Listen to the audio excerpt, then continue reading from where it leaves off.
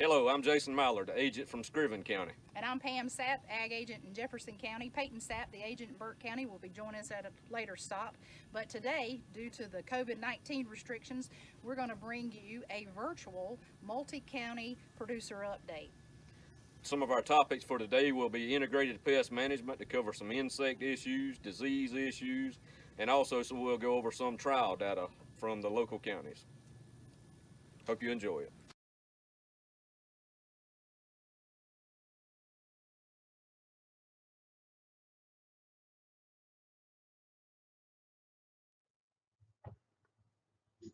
It seems that this year we've had quite a few calls on tropical spiderwort.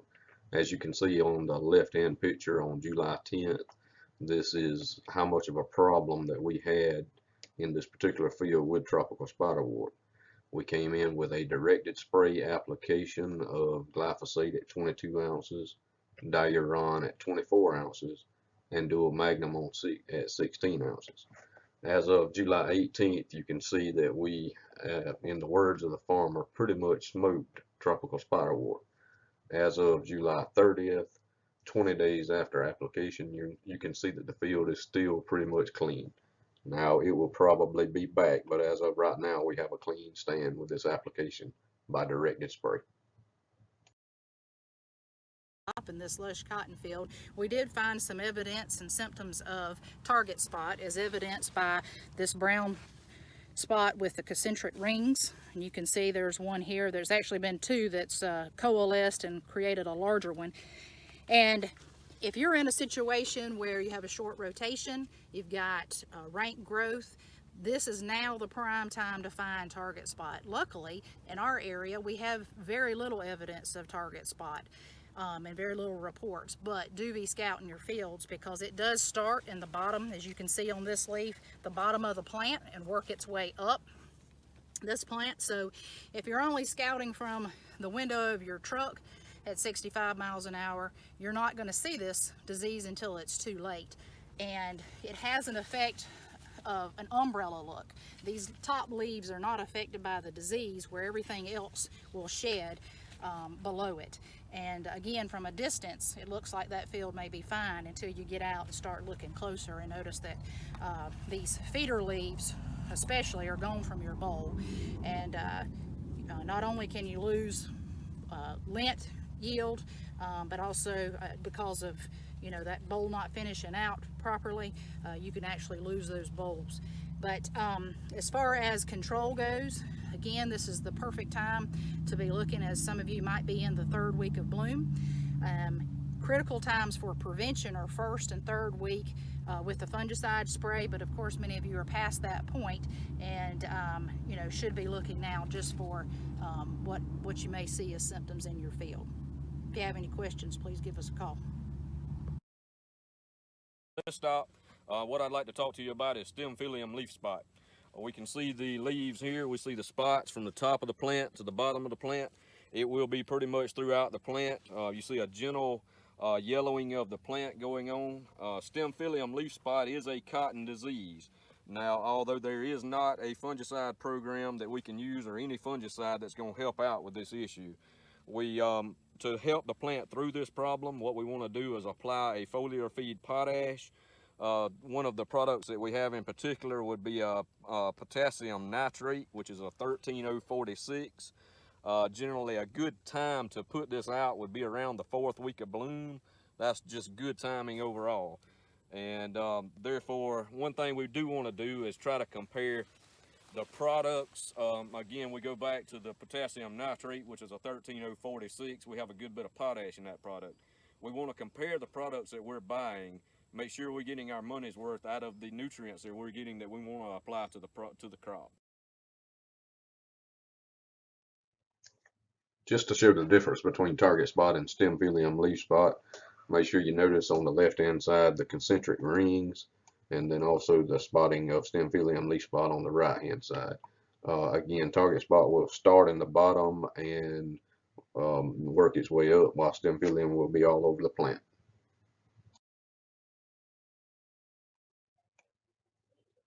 This year we have seen eye spot in corn. This disease favors a cool, wet environment, like out in the Midwest and the Corn Belt and so forth. This year we have had, earlier on in our growing season, we have had cooler temperatures, especially if you think back around end of April, early May. I do want you to notice the symptoms of this disease. You see a difference between the left and the right in these pictures. You see more of a localized heavy infestation on the left, and then on the right more of a scattered infestation. You'll also notice the spots themselves. You got a tan center with a brown circle around it with also a yellow halo. And you'll notice this halo when you hold the leaf up to the light and look through it that way. You'll notice that the this disease is spread by wind over long distances. It can survive locally in our fields through crop debris. Rarely does it require a fungicide. Management is generally done through rotation, minimizing any crop debris from the previous year, and also utilization of resistant hybrids. For this section of the row crop update, I just wanted to highlight a few calls and farm visits that I've seen over the last couple of weeks that I found pretty interesting in peanuts.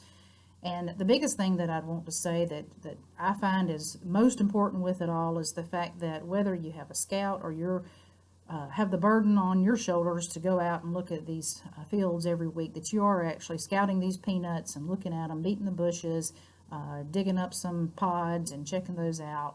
In the end, hopefully that's going to be a benefit to you in the fact that your yield is higher, and hopefully maybe save you a spray in the end.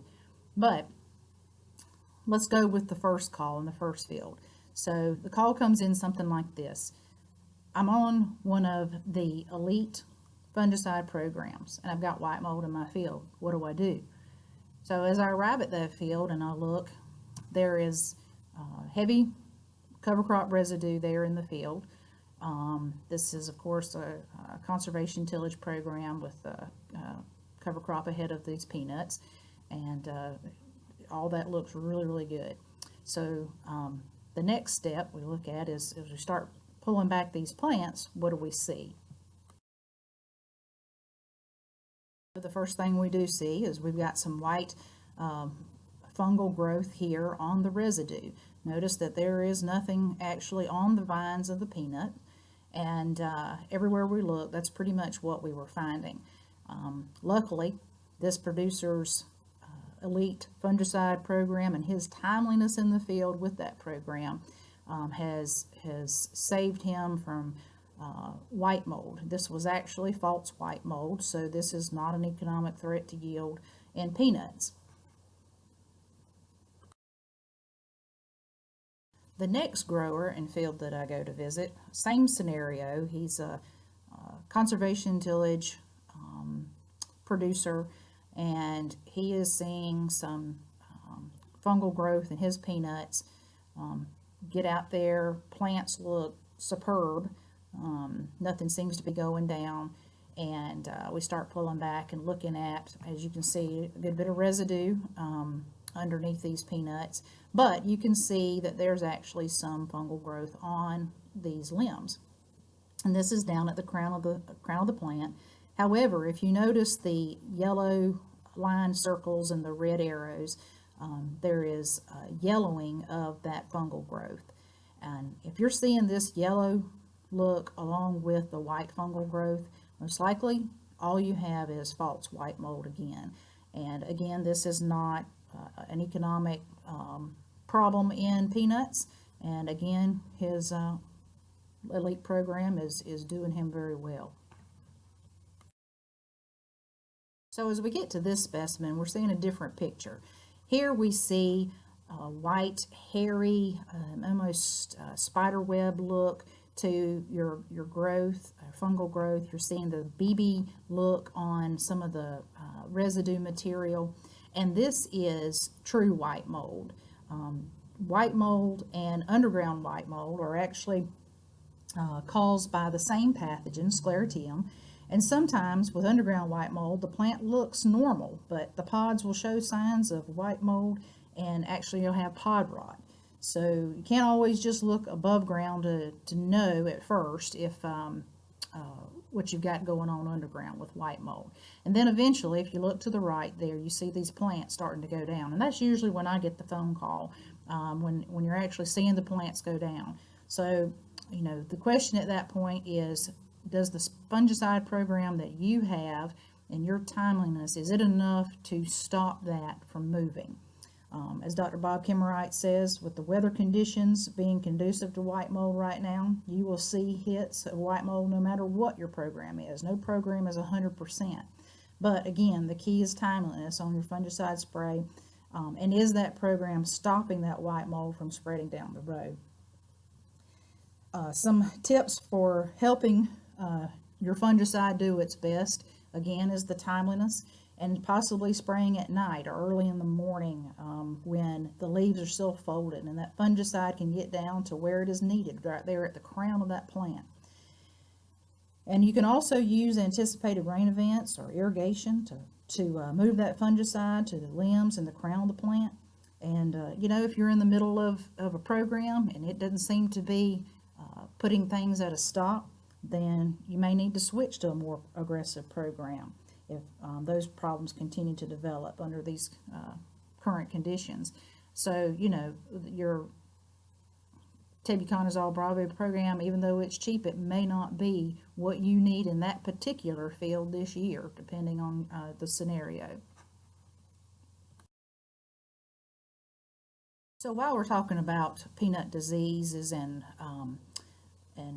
their effects, let's look at a little research trial that was done at the Midville Experiment Station by Screven County agent Jason Mallard and Jenkins County agent Katie Birch. And this was on a small plot design, but you can see there was several different programs used against an untreated check. And as you can also see, that all of these programs had great efficacy against both white mold and leaf spot compared to that untreated check. Again, nothing is 100%, as you can see here. And I won't go into all the details of each of these programs. And if you want further information on it, just contact your local extension agent, and we have further details for you. But what I wanted to stress is the information on the next slide. So I like to look at the economics of whatever we're doing in the field, and I think this graph kind of sums up that trial that I had in the previous slide. And this is the average yield and adjusted revenue per acre by fungicide program. Again, I'm not getting into the details of each of those fungicide programs. You can see the basics of what was used at the bottom of the slide, but the blue bar shows your yield, and the green circles above that blue bar shows your adjusted revenue. So if you have any questions on those particular programs, please give us a call. We'll be glad to discuss this trial and some programs with you. So in the center of this picture is a three-cornered alfalfa hopper, and it has certainly been the center of a lot of calls that's questions about to spray or not to spray for this pest. As Peyton mentions in the peanut IPM section of this update, really using the thresholds we have established can save you a spray or save you a crop. So you know, being mindful of what you've got out there is so important in utilizing those thresholds. So if you called one of us and asked what the threshold of a three-cornered alfalfa hopper pest would be in a peanut field, we'd say, well, there's not an established threshold. And the data is pretty inconsistent as far as does this pest consistently cause problems in a field, an economic yield decrease. So that's up and down, and sure, there's some years where we see that data showing there is a small yield effect with these pests. So how I've been handling these is, you know, if you're going out with a fungicide spray and you're in an irrigated situation, then if you feel like putting in a cheap insecticide in there to take care of these, that makes you feel better, then certainly do so. If you're seeing just the adults, that's not necessarily a telltale sign of whether or not they're causing damage, because the adults really don't cause that much damage. It's the immatures of this particular insect. It's really, really hard to see in peanuts. You can see them better in soybeans, but you've got to really look hard down on the limbs to find the small immature pest. And those are the ones that are taking the mouth parts and girdling around the stems and causing those stems to break off. So if you're seeing the adults, but you're not seeing much of your limbs breaking off, then maybe there's not any immatures out there yet. Maybe timing to spray is not now. And or is it even really worth spraying? And most of the time it is not. Now, if you've got other caterpillar pest, or other pests, should I say, out there, and you need to do some control, talk with your county agent. Let's help you try to customize the right spray for your situation, and maybe wipe these out at the same time.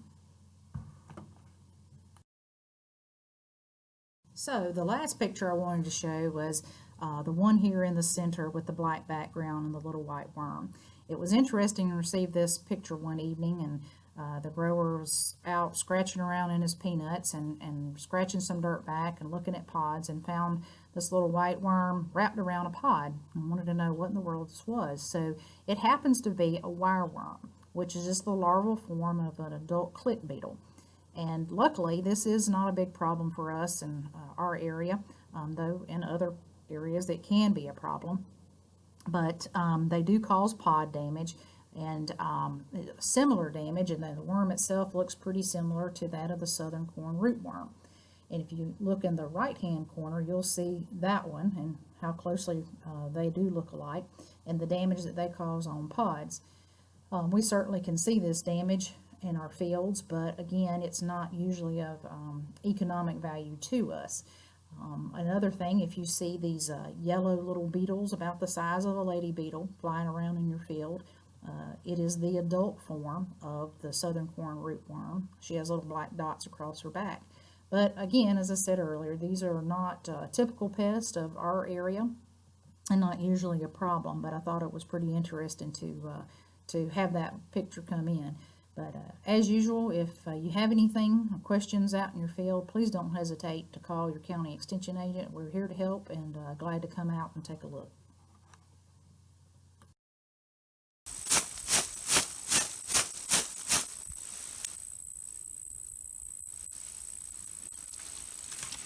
Hey, I'm Peyton Sapp. I'm the county extension agent in Burke County. Just want to share with you just a few things here about peanut insect IPM management, and I think that's the way growers always need to go, whether you're using a beat sheet or whether you want to take a swing at it with a sweep net. I think knowing the insects that are out in your peanut field is critical before you start applying insecticides. So I'll talk a little bit more over each insect, how to maybe identify them, and just encourage you to use your extension agent to bring those caterpillar pests especially to them, so you know what you got. Coming out of the field there that we were taking a look at, we didn't really find a whole lot, which is good this time of year. I like to see that, but found some corn earworms. I used both the beat sheet and I used my sweep net. I found 0 on the beat sheet.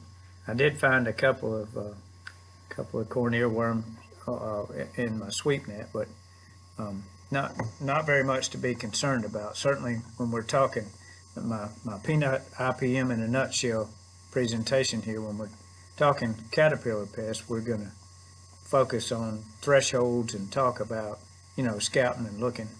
But 2 in 20 sweeps is nothing hardly. So really, I like to encourage you, if you're going to do this, to shake, either use a beat cloth or beat sheet or shake on the ground and count what you're finding.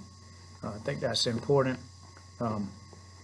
Hate to use the word scouting with you guys because you guys don't like to do that, but at least take a look on a regular basis out in your fields, once a week, go out and shake. So enough of that. The whole idea is don't be like the guy on the slide here and look when you don't have any leaves left. Let's do it beforehand so we can go turn up some nice peanuts when we get on into the fall.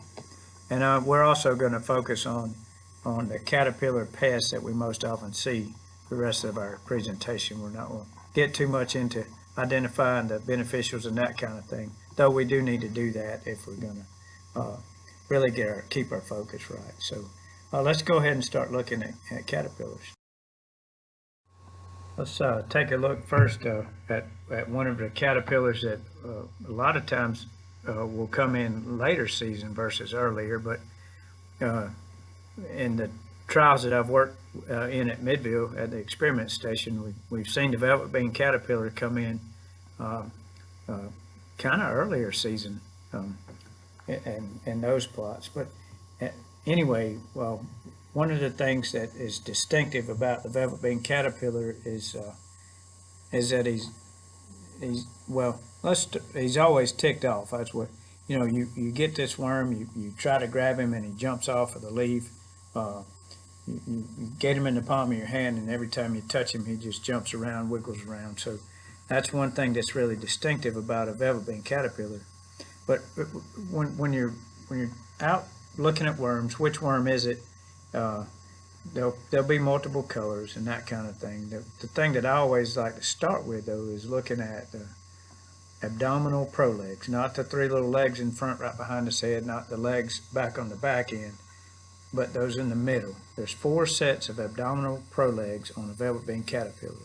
If you have that, if he's jumping all around, that's probably what it is. There's some other features too. As you can see the moth on the screen, he's kind of distinctive. If you can catch a moth, then we kind of have a clue about what he is. But velvet bean caterpillar is one that is pretty easily controlled with a number of different products, but he fits, I guess, in the reason that I wanted to do this on our presentation. He fits this whole idea of utilizing Dimilin a couple or 3 times during our season at our 4 to 8 ounce, somewhere between that application rate each time. And just because he's easy to control and you can sort of kind of protect yourself during this season, especially if you wait until just a little bit later to get started, maybe your second or third fungicide spray. But anyway, velvet bean caterpillar, 4 sets of prolegs, and he always seems to be mad, want to be jumping around and that kind of thing when you touch him. So let's move on to another caterpillar. So here we have the tobacco budworm. This one is classic in my mind. I've had far too many calls where, hey Peyton, I've sprayed something and put it in my fungicide application and I still got worms the next day. And tobacco budworm is pyrethroids are not going to be effective on controlling him. So you really got to know if that's what you have before you just put anything out in the tank. But tobacco budworm, he can vary in color. He is, I would say, more hairy, if you will. Another thing his moth is pretty distinctive. He's got kind of the tiger striping on there. But for me, what does it, when you put him under the microscope, you look at his mandibles and there's an extra little, I call it an extra scraper on the inside of it, or an extra tooth. A very distinctive mouth part. So again, there's a reason for being out there catching caterpillars before you make the decision of what to spray. So that's a tobacco budworm. You can see the different insecticide choices. You kind of have to maybe step it up a little bit if the budworm's out there. All right, let's look at the next one. So this is the cornea worm.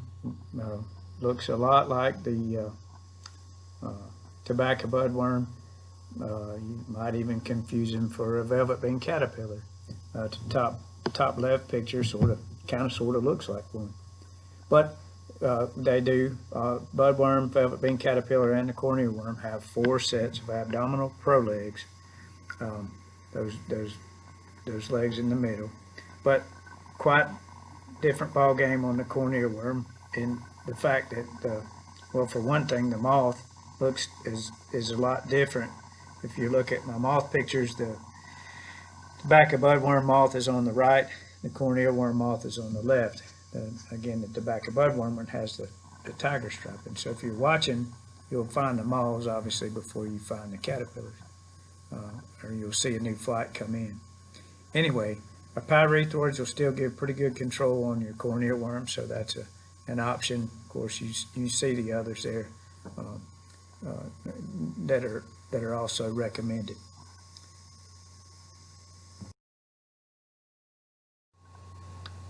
All right, here's our soybean looper. Got 3 pictures of the caterpillar there. You know, here soybean looper does not fit this whole idea of including, you know, 2 or 3 Demelin applications. It's just not going to work effectively on looper control. So I've started there with my bottom point, but just to drive home the fact that you just can't do one program necessarily. This is why the IPM program is going to be valuable. Taking a look at the looper, not every caterpillar that moves as a loop in motion is going to be a soybean looper. Thus, you know, take a look. Those abdominal prolegs are the key. That's what gives him off, or gives him away.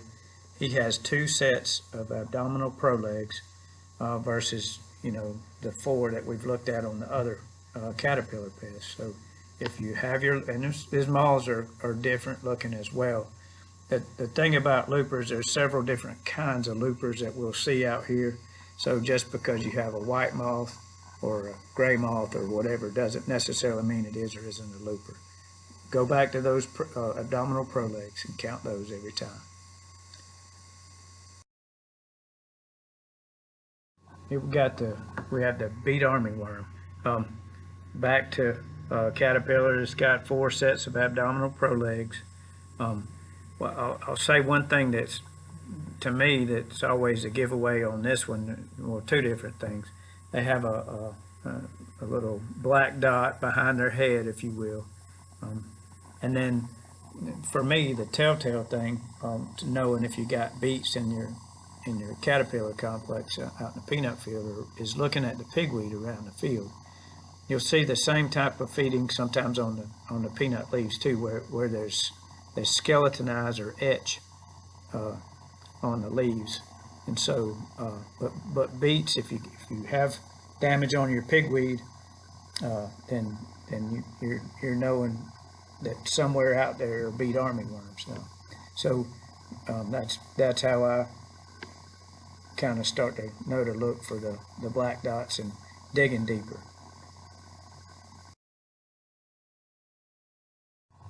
Last caterpillar we're going to take a look at, certainly not the last one that could ever be out in your peanut field, but the green clover worm. I've found those in peanut fields pretty easy. Sometimes he's mistaken for the velvet bean. Your green clover worm will jump around a little bit too and tend to be a little bit hyperactive or whatever if you touch them or catch them.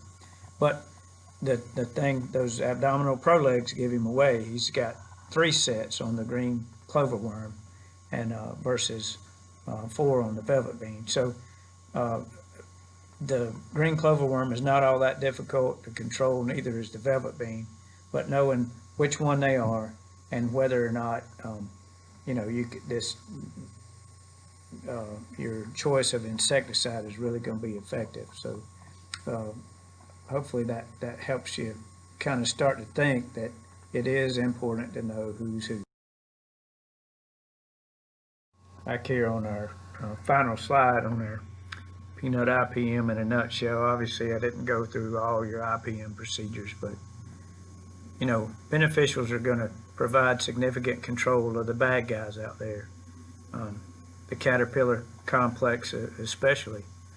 It tends to, the mid-season that from this time and another next couple months, caterpillar pests are going to drive your decision of what to spray or not.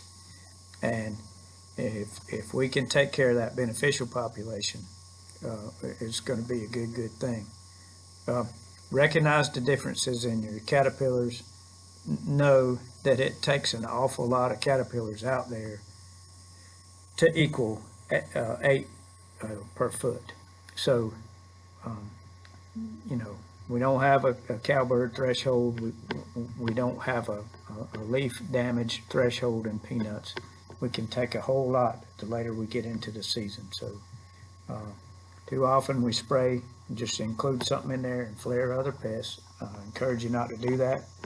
Routinely walk the fields and check on what's out there. Give us a call, help us to identify, or let us help you identify the caterpillars that you have, and let's match the insecticide and be much more successful. So hopefully that helps you some.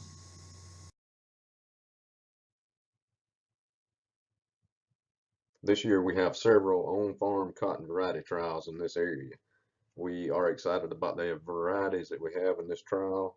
We will be able to give you side-by-side comparison of these 12 varieties.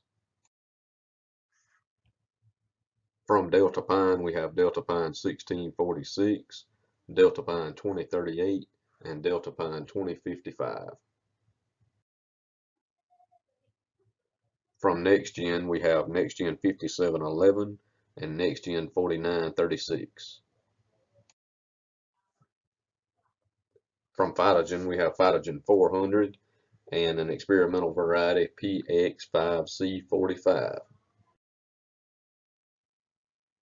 From Stoneville, we have Stoneville 5471 and Stoneville 4990.